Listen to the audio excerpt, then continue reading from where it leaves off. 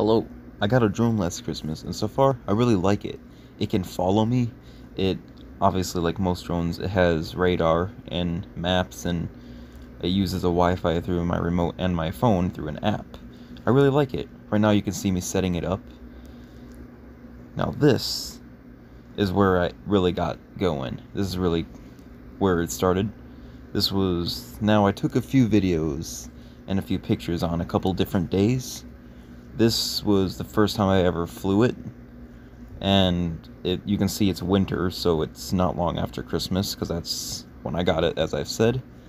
And so far, it's really good. The Wi-Fi strength on it is really well on how it communicates in the reception of the remote and my phone. As you can see, the camera looks like a bubble. That's because I have not figured that out yet if I can. I know that the camera has the ability to full screen, even do 360 and VR, but I don't know how to set it on a full screen function after the video's taken, because it only does it for the app, but when it records the videos, it always looks like what you're seeing now, the bubble. I'm going to try to get that fixed in the future, but this is the first day, and I also recorded on a... Now, take a look at how you see in the background the snow and everything. This is months ago. These videos are months ago, but I also, before the snowstorms, before the pandemic was even a thing. It's actually sold before the rumors, but I also took videos and pictures on another day, long after the snowstorms and when the pandemic is not much of a threat anymore. So it's like I took a couple different videos. So right now you see me with a family member, if you're wondering who that is, and there's a part of it where it goes all out of control, but it lands very well, and that's what I like about this thing, is it was all out of control, and it was able to land. Look at that, and just like that, it loses reception for a minute, but then it just landed, just like that. It was able to stop itself from crashing, but obviously, you'll find out later in the video that it's not always able to do that. Sometimes on very windy days, it will definitely crash, but that's only one of the ways that, it can slightly stop itself from crashing. But if you tell it to land, obviously, if you're still telling it to fly or fly back, then it's going to crash. It depends on what you tell it to do while it's trying not to crash.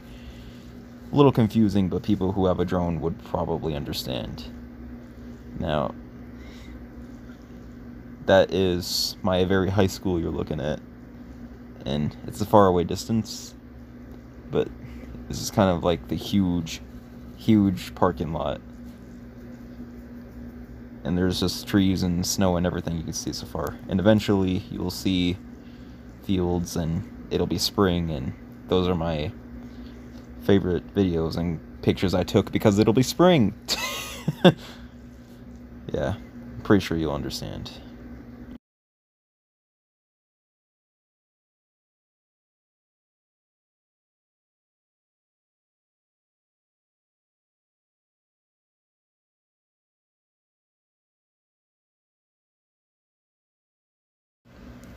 Although I am recording, I figured out how to record and take a few pictures on the couple of different days that are really far apart. One in the winter and one in the springish summertime. Yeah, because those were the only times I were able to record as of now. The first and second times I was able to fly it.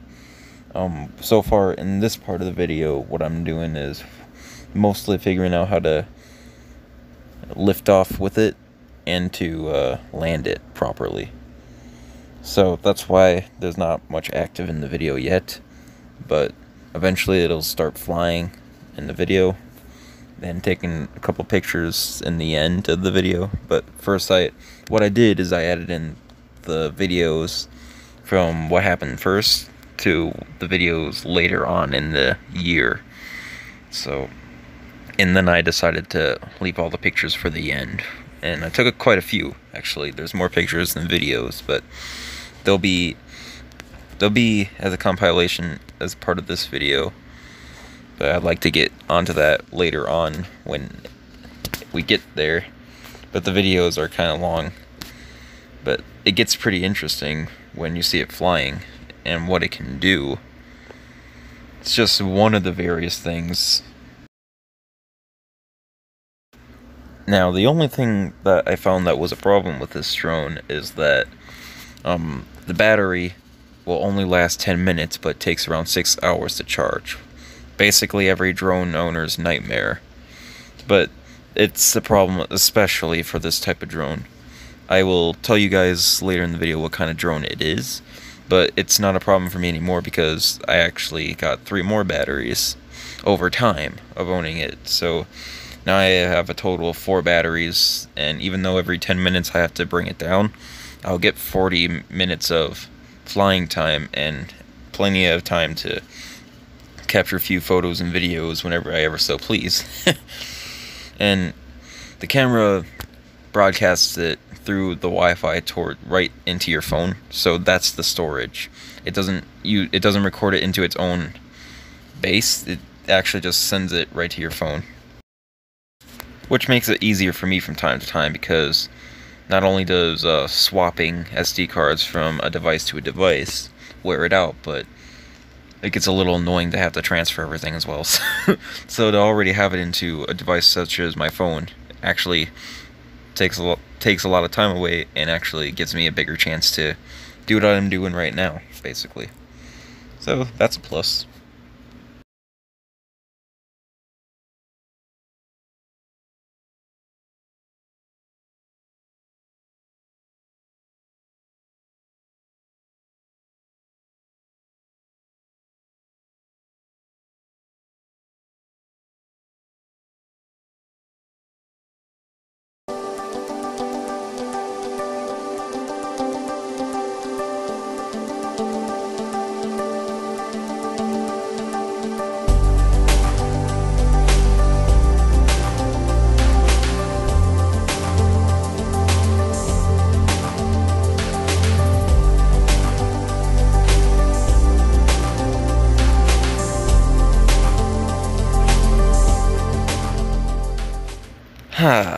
Well, we've entered the more recent videos that I've took,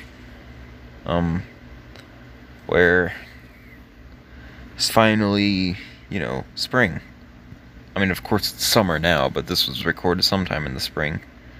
You could see the green grass, no more snow, just all gone.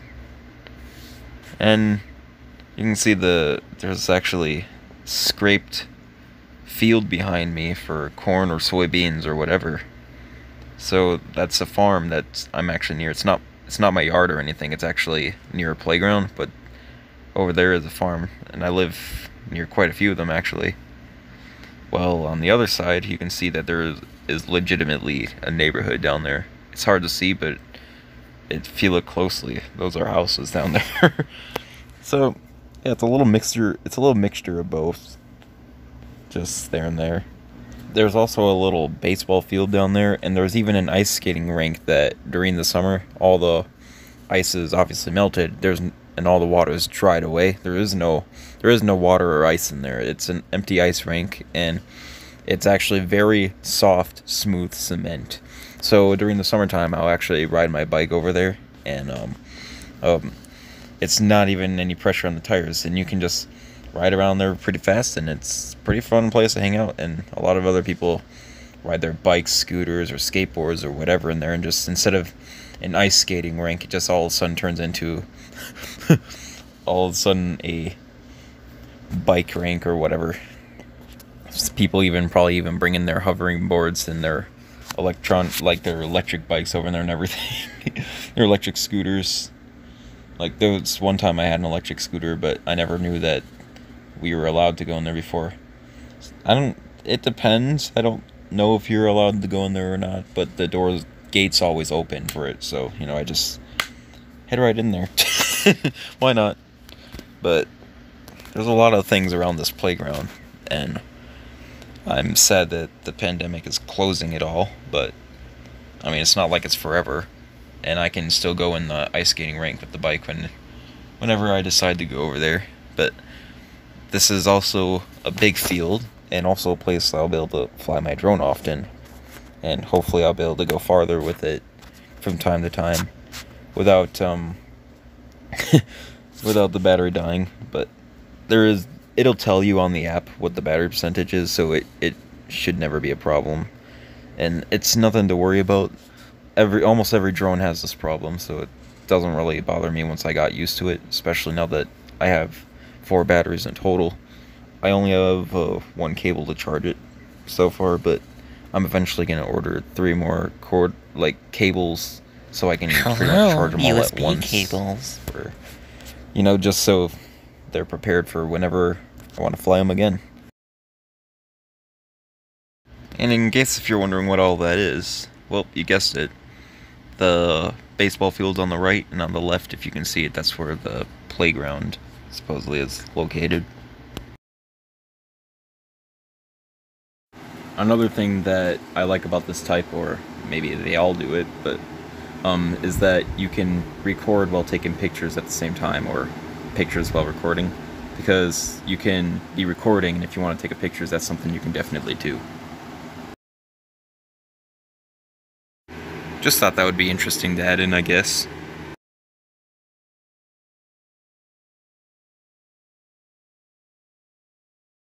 Now, one thing I wanted to mention is that it uses Wi-Fi between the remote and the drone and my phone. And what goes on is the Wi-Fi strength and the length is pretty good. It actually can have a signal from fairly distance far away. It's just depending on whether or not it's on a clear, nice day or a cloudy day, may vary and affect the quality, because it's not all just Wi-Fi and rainbows here. Like, it also uses radar, and I think it divides with Wi-Fi and radar depending, because maybe that's what it needs for it to be able to use its functions, and for some of its functions to actually be able to work properly, while at the same time getting the video back to me. Well, at the same time. So, if the video is laggy from time to time, it might be because this day was a cloudy day, and I actually fly it pretty far out in the fields, and it's pretty cool. I'd say it would be cooler if the corn was already growing, but there's no way I'd fly it over that, and you're about to find out in a minute. What I said earlier in the video is that, if you're landing it while it's a windy day, sometimes it will be able to land itself safely. But on super windy days, while you're still trying to fly it and get it to track you back home, then tracking you back home is how it's going to crash, versus just landing it and running to go get it instead. Which is somewhat I should have done, it being my second time actually flying it in a very long time.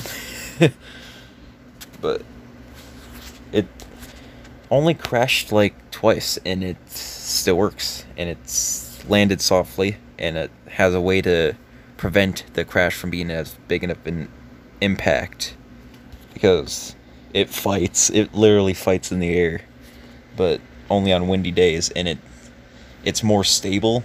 Like, it stays still. Like, it literally flies up to a certain distance and stays still when it can see you. That's how, crazy this thing is.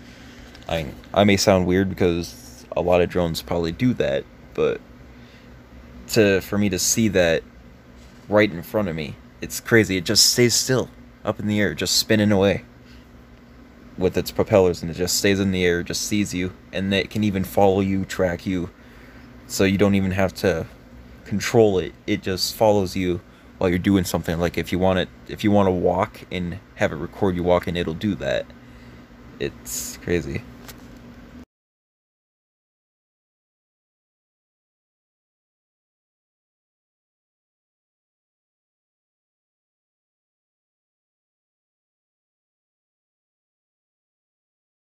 We're experiencing a technical difficulty. Apparently, this rest of the clip is partially corrupted. I apologize about that. But, anyways, Yeah. I don't know what happened, it just froze. But then, how did that happen? Okay, so, alright, never mind. So, this part of the clip froze, so we're just gonna scoot our way out of here ever so slowly, waiting for the next clip to happen. So slowly as I'm watching my fake watch around my arm. Anytime here. Alright. Oh, there we go. Ladies and gents, me give you the field. Ain't it lovely? Like I said, it would be nicer if there was a cornfield, but I probably wouldn't be flying it in there, because if it were to crash in there with the cornfield, it would be finding a needle in a haystack. So, yeah. I went down there kind of far, so, and it didn't help that I was panicking the battery was almost low, but I wouldn't really say it was, like, I think since it was a cloudy day, it was hard for, like, the radar to detect where I was with the controller or the phone or whatever, and that's what happened. So if it wasn't a cloudy day, then it, then maybe that wouldn't have happened considerately. But, since when was the last time I was able to fly this thing? Not to mention that it barely does crash unless it's a really windy day, which at first, when we started recording it, wasn't that windy at all, but then it just started, there was no storm, it was just cloudy, but later on during the video, and when I was taking pictures, I had to quickly fly it up one last final time, take a picture, and then bring it down quickly because it just started getting windier and windier. And overall, just, okay, let's pack it up. Time to come back a different day. But it's pretty durable, too. Like, I'm not saying if you ever get a drone, go fly one around buildings or anything. And, like, I'm not going to fly close to objects or any type of building or anything where it could crash into that. But if it crashes on the ground, like, depending on the impact and where it hits, like on the dirt, then it's pretty much just fine. But on tar or concrete, that's kind of questionable. But then again, this type of drone oftenly tries to prevent the impact the best it can, but sometimes it can mess up. But it really depends on what you're doing. Like, if you're trying to make it follow you back home or locate you on a cloudy day, it's going to go all out of control. You technically have to manually bring it back with the remote, or just walk over to it and then grab it that way, which is essentially there it went. This is the crashing part, and that's pretty much what I had to do. It went upside down, but it's okay, it still flew, and you'll be able to find that out in a minute because I was able to take a few pictures after this video. But yeah, there it is, just hanging there. Not a part fell off, not a single one. But that's because it's still in the dirt or in the grass or whatever. But, like I said, it's questionable. Would it still be working today if it landed on concrete or tar? Like, on the road is what I mean. Not sure, but it already took a few falls, as you've seen. It's pretty good.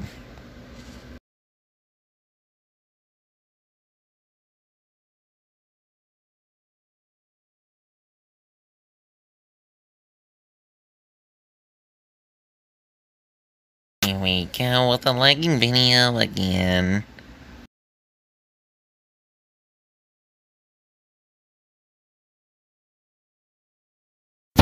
It's time to kick some grass again.